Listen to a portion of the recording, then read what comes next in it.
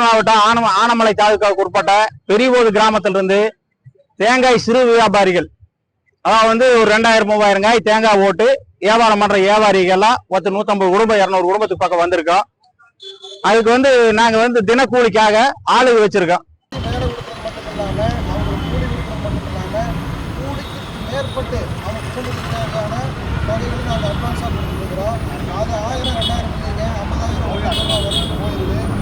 அதை வாங்கி போட்டு மது போதையில வேலைக்கு வர்றாங்க.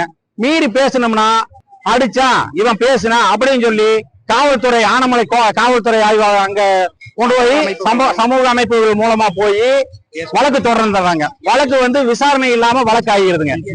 PCR கேஸ் SC/ST குரூப் அந்த பாலியல் வன்கொடுமை பொம்பளைகளை கையை பிடிச்சி இழுத்தான் சால் இழுத்தாங்க இந்த மாதிரி எல்லாம் கேஸ் பதிவு பண்ணிடுறாங்க.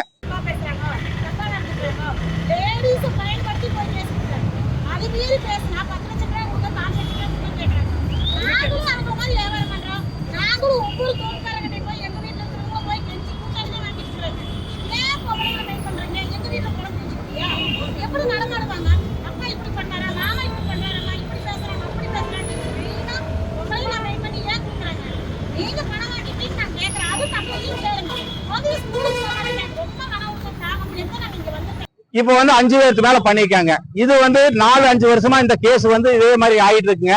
முதல் முறையா மாவட்ட கலெக்டர் பார்த்து பெட்டிஷன் கொடுக்கறதுக்காக மனு கொடுக்கறதுக்காக வந்திருக்கேன். நாங்க தீர விசாரிச்சு இந்த மனுக்கு உண்டான விசாரணை நடவடிக்கை எடுக்கணுங்க. அதே சமயம் நாங்க SP ஆபீஸுக்கு போக போறோம்ங்க. SP ஆபீஸுக்கு கொண்டு போய் நாங்க இந்த பெட்டிஷன் கொடுக்க போறோம்.